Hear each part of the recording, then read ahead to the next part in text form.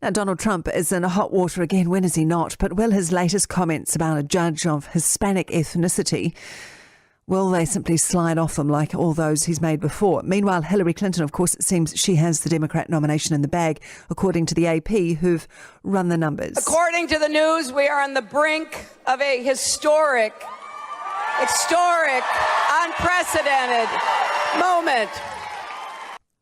Well, this afternoon we'll know for sure, I guess, results from the primaries in big states like California. They start rolling in, voting in 6 states underway at the moment.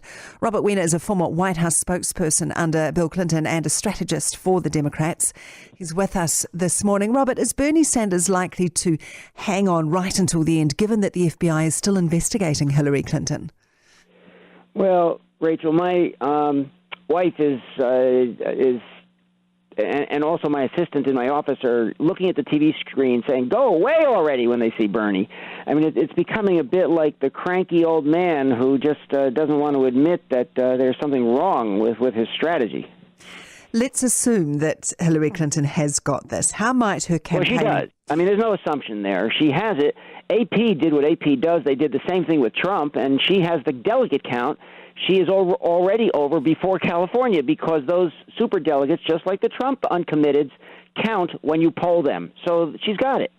Okay, so how might her campaigning then change over the next 5 months as she moves towards a general election, do you think?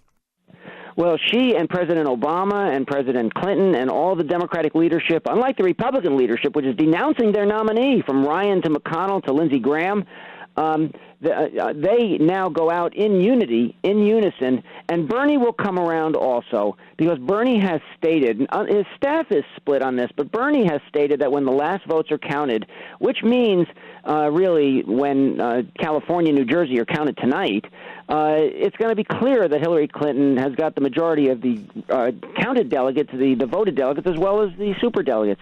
So the campaign goes forward in unity, and Hillary will be reaching out to Hillary, especially to the millennials, to the kids. And I've met with John Podesta about that. Hillary has got to reach out. That's what has to change now. She has to reach out to Bernie's kids because they are a powerful force, and we need them to make sure that in what could be biased or not, a close election, Hillary has the support that she needs to win the general election. How is she doing in terms of women? Because she didn't capture that female vote initially. How's she tracking now? Well, she is catching the older women's vote. She's got to catch the kids, the youth, the millennials. Young people care a lot about Wall Street. They care about the 1%. They care about criminal justice reform. They care about Black Lives Matter and murders disproportionate by police. Young people are very motivated by mission-driven issues. And so Hillary has got to reach out to those kids in that way. And I'll be frank with you, she can't do what John Podesta said to me. She's going to send kids out. She's got to do it herself. She's got to really reach out and forcefully go after the kids. You know, in my sordid youth, you probably don't know this, but I was the youth vote director way back when in the 70s when we first did the youth vote. But then I was at the Watergate for the DNC. But we had life and death. We had Vietnam. Now kids have college costs, which is destroying their lives. And they have the other issues I just mentioned. Hillary has got to foursquare go after young people so they don't stay home. They won't vote for Trump, but we've got to get them so they don't stay home. Will we see more of Bill Clinton, do you think, over the next few months? I mean, he remains a very popular former president, doesn't he? Well, you know, he's been around. He's done 400 appearances, but they've been somewhat under the radar screen in small areas, helping Hillary with appearances in places where she hasn't had time for. I think at the convention, he always gives the most powerful speech, and Hillary is the first to say she's not the speaker, she's not the charisma, she's not the politician that Barack Obama and Bill Clinton are. She's the governor, she's the smart one, but she's not the charismatic figure. And so at the convention, I think the speech of the convention is going to be Bill Clinton's. Okay, so if Clinton does win the presidency, what role would Bill Clinton play in the background? There are a lot of people who say he will be running the economy, for example. Well, a lot of people. Hillary said that she's going to have him help run the economy. So that was a very important statement that she made. And what a good charge that would be, because there were 23 million jobs and a balanced budget during the Clinton administration. Last time it's happened. And how'd that happen? Because of tax breaks, not for the rich, but for the middle and lower. And so it helped the middle and lower buy things instead of sitting uselessly, which is what Congressional Budget Office and the Library of Congress both say. 5-to-1, you get more bang for the buck with jobs than rich tax breaks. And yet the Republican whole philosophy, which Obama has had to cave to get anything, even the bailout back 8 years ago, was tax breaks for the rich.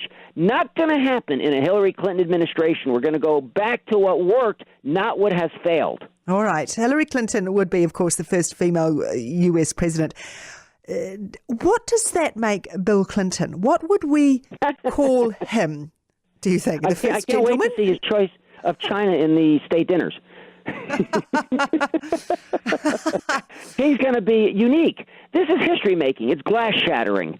I mean, it's true that Geraldine Ferraro, back in 80, you remember Mondale Ferraro, was the first woman candidate on a major party ticket, but that was vice president. And so this is the first president, and by the way, with what Donald Trump has done with scaring everybody, with less support for NATO, with give Japan nukes, with the symbol of the wall, with Mexicans are rapists and ban Muslims and women's blood gushing from their wherevers and decrying the first African American president not born here, and now a Mexican who has a Mexican heritage but is an American born in Indiana can't be a judge. He's losing ethnic groups everywhere. So I think this could be a wave election, and that's why Republicans are flying away right this moment. And Trump does have 5 months to put it back together. But assuming he doesn't, assuming that he even says himself he can't change, then Hillary wins in a wave election. Then this will be the incredible history of the first woman president ever in our history. All right, Bob Weiner, sorry, we have to leave it there. Former White House spokesman under Bill Clinton, a strategist for the Democrats and a very enthusiastic man. Good to talk to you.